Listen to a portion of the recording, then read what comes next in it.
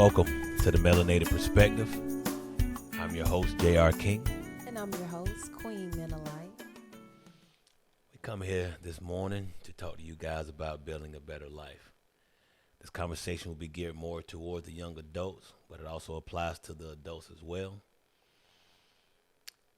We feel like the first one would be desire. The first step to building a better life, you have to have the desire to change. And that desire to change has to outweigh your desire to remain the same. Living in comfort zones, being comfortable, having the everyday routine, we seem to get caught and get stagnant. And once something happens to make you want to change that, then that burning desire to change comes, and that will be the first step, I feel. I agree. Having that burning desire is stemmed from your self-awareness. It's just knowing what you need for you, acknowledging that, and then actually putting that into play. Right. I agree. And dealing with the youth, I feel like they just don't know how to make that change. Change is very necessary for all of us. Every couple years, every couple months, I feel like we change and grow and become something better. But that leads to the next step.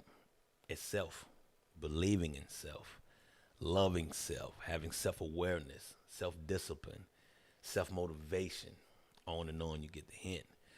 You have to start to master self. Once you have that burning desire to change, you have to work on your inner being, what I call your inner God. You have to start bringing that out and displaying that. Feel about that, baby? Yes, definitely. Understanding yourself, that self-love, being able to put yourself first. I realized that a lot of the queens and the young queens that I deal with, it is taking the time out for self. And I realized that even the males, just period adults, we are always on our hustle and bustle.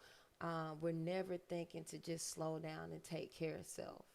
And of course, excuse me, that self awareness and knowing that it's time to take care of you. Because if you don't take care of you, then you're unable to be fit enough to take care of someone else. Because you can essentially still take care of others, Right. but you can definitely be empty when you do it. Correct. Um, Self-love. I think that would probably have to be on top of that list. I feel like a lot of us struggle with self-love, thinking that we're good enough, feeling like we're good enough, feeling like we deserve the best in life. Some of us just take what life gives us and feel like we're not good enough, and we have to work on that with our youth. That's men and women. We need to work on that with both of them. And we need to make sure when they look in the mirror, they're happy with the image that they see. Let them know that the Western civilization has taught us that our hair is nappy. Our hair natural is not beautiful. And a lot of our young adults still believe that. So it's our job to just wash that away. So let me ask you a question. So, with being able to do that, have you ever just looked in the mirror at yourself? This journey that I'm on, I'll be honest. I work with a life coach now. And not too long ago, I got into this self love and all of that stuff. So no, I don't look in the mirror. Um, I use affirmations like I am. When I meditate, I am great. I am loved. I am love, period. Not love with a D on the end, but I am love. Love comes out of me. Love comes out of my words, my actions. And I have to just try to live that I speak to myself. Okay. Well, definitely doing words of affirmation to pour into yourself is wonderful. That's something that we pride ourselves on dealing with the children here at the Conscious Cultivation Academy. But standing in that mirror, most people stand in the mirror to look at their outer being, look at their clothes, look at their face, look at their hair. So what we teach the kids here is to look at their eyes. They have to look at the inner self. So a mirror is essentially, it's just a portal. And to use that portal to look into your own eyes, to actually lock eyes with you, now you're talking to your future self. And your future self is talking back to you. So when you state the I am, see, it's you claiming who you are. That's your future self talking to you. Lock your eyes in, contact that future self. Let yourself know, open that portal right there in the mirror and concentrate. You choose happiness. I am happy. I am happy. I choose happiness. I was educated yesterday with one of the queens that step in to teach the children. And she explained, well, before you say I am, you have to choose it first.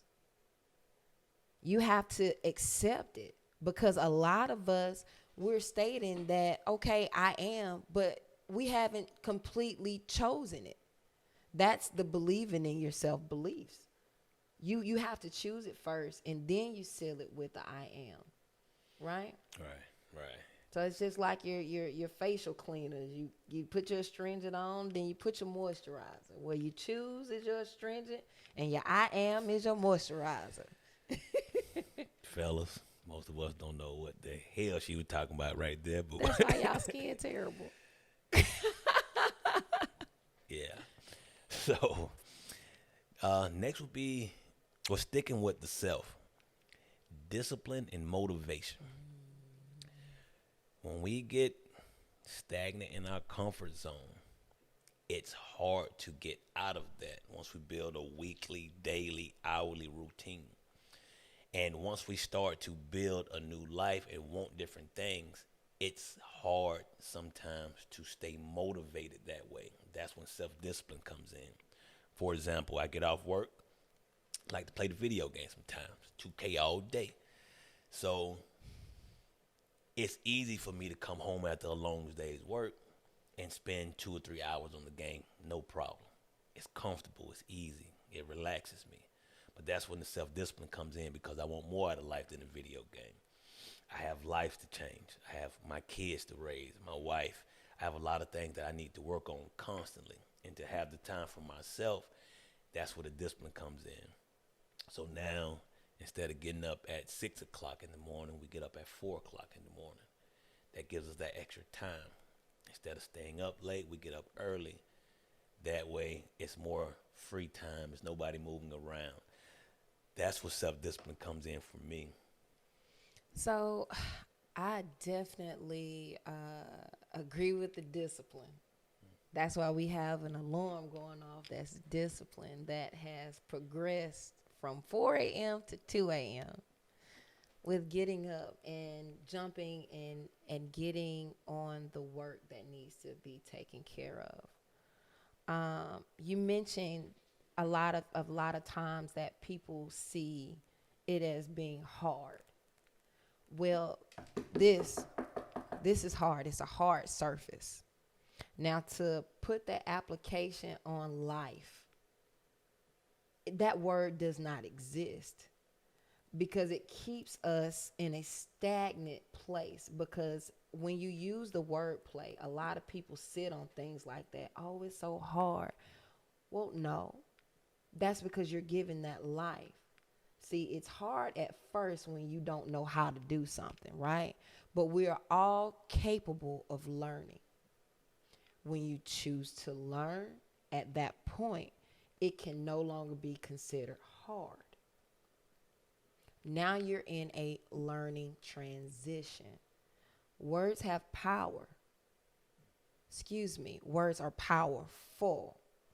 It's when we give them power that they take over.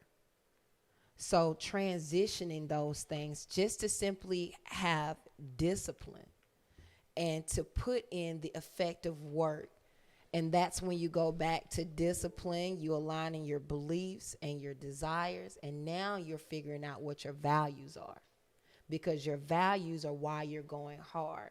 Like you mentioned, coming home to play the video game, right? And it's something that you like to do. You love to do it because you're able to laugh, you can be yourself, you can enjoy the game, right? Just like myself, I'd rather just go out and do something that I want to do. But then we both realize that our values change. And we should reevaluate our values every 3 to 4 months because we continue to grow. Right. Right. So knowing what your values are and then prioritizing those values, now you're looking at things differently. So although these are things that we like to do, as we recognize our values, we actually learn what we really love to do because those are our values. Those are what's important. Those are the priorities that we put in place. So that acknowledgement of those values and just taking out time for yourself and consistently learning all the time would definitely help, one, eliminate that word hard, but two, push you to where discipline is now second nature to you. Second nature. I love it. Next, that leads us to our third one, and personally my favorite. It's the imagination. Imagination is key. It's so important. You have to have the imagination of a small child well into your adulthood. That's something that you can't let go of. Your imagination, I believe, is God's way of communicating with you. The visions in your head. So I hold on to my visions and my imagination like this is the most important thing to me. When I meditate, I'm able to see things clearly. When I'm not meditating, I can have deja vus. That lets me know that I'm on the right path. And I just follow. I believe in myself 100%. And I follow my imagination and the gut feelings and the intuition and things like that. I follow those 100% without second guessing them now. Because I know that long as my imagination is running vivid, God is there with me. I love it. I do. I absolutely love it. Being your wife for all these years, to sit beside you and to hear that, it 13 makes years. me proud. It makes me proud because that shows growth. That's elevation. Having that imagination is, it has to stay fresh. And it keeps you young too. I'm gonna be honest, because I feel like it keeps you young. And a lot of things that I make sure I let people know when you enter these gates, that there is, let me put it in the terms that I use. There are no limits beyond the sky. Everybody always No say the limits. sky is the limit. Well, it's beyond the sky. Make us say, And to just tap into knowing that there are no limits to what you can achieve. Understanding your gifts and taking out fear and doubt. Right. Is the true belief. Right. So I just want to paint a picture for young youth out there right quick. Once upon a time, there were no automobiles. There were no planes. There were no rocket ships. There were no internet, TVs, nothing. Everything that I just named came from someone's imagination and their belief in themselves. So the Wright brothers, the ones who created the airplane. Can you imagine what the people around them told them when they say, hey, I'm going to build something to fly? Can you imagine? I'm pretty sure their whole family was like, man, get the out of here. And you gotta be kidding. Ain't nobody ever flew. You can't fly. Only birds can fly. And if they were to listen to them, none of us would be able to fly right now. But because of their imagination and their discipline and their belief in themselves, they created the airplane. And I bet you they had a whole lot of fun while doing it. Regardless, Gotta have fun it too. started with the imagination. Imagination plus hard work and mastering oneself is how you make your dreams and your goals come true.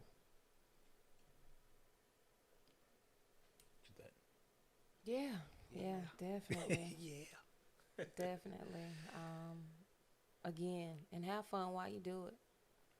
Um, it's imperative that you enjoy every moment of the present given. Because again, living in the present is a gift.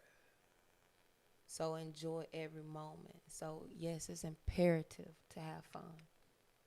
Okay. Leads into the next one. You have to figure out what you love, like she stated, and you have to be able to master a skill, um, a passion or a skill. I put that the same. I know if you spend 1 hour a day for, I forget the amount of time, but it's 1 hour a day for a couple years, you'll become a master at that one thing. I feel like going towards your dreams and your goals to become really successful, you have to master something. It could be simple as communication. It could be simple as you master being a mechanic, you master music, you whatever it is that your passion leads you to. You have to be able to master something. That's true. I think that most of us definitely have mastered the ins and out of negativity and trauma and all the things that we are showing a different way to. We master things unknowingly sometimes. Right. Sometimes even unwillingly, we master these things. So it's our conscious and unconscious mind. And to have control over the things that you're able to master and choose that yourself is powerful. It's powerful because now you are the conductor of your own train. And that is definitely the guide to living a better life, the guide to making better choices. 100% agree. I don't feel like we should stay into that one. That line is pretty much self-explanatory. Just whatever your skill is, remember that when you go to court, you pay the lawyer because he knows law and you don't. When you go to the mechanic shop, you pay the mechanic because he know how to work on the car and your ass don't. So just master something that someone will eventually pay you for. Simple as that. Speak of mastering something, you have to become a mastermind in planning and organizing to reach your goals. You have to become a mastermind at that. You have to break down your day, your hours, your minutes. You have to break it all down and fit your goals strategically into those plans. For example, I may want to learn music. So the way my life is structured, I have a lot going on. So what I would do is I would take maybe an hour or two out of Tuesday or whatever day works for you. And I would dedicate that time strictly to learning that. I would build everything else that my life requires around, that way everything still flows smoothly. And what this does, it doesn't leave you with a pile of mess. So you may look at, I want to be a doctor and it's going to take me 8 years. Okay, but where do you start? You can't be a doctor tomorrow. So where do you start today?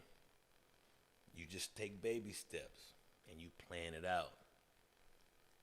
You have your short term, mid term, and long term goals. And you figure out a way to execute them properly, effectively. And that's how I feel you go about masterminding, planning, and organization goals. I think that that definitely will provide the the the necessary help that a person needs to get their self disciplined and get their thoughts together, so that you can actively move forward. Goal setting is very, very important. And actually, goal setting the proper way is even more effective and important. And again, something that we teach the children here at CCA, right? So Like, you're tell the people what CCA is. so again, CCA is the Conscious Cultivation Academy. So it is our homeschool.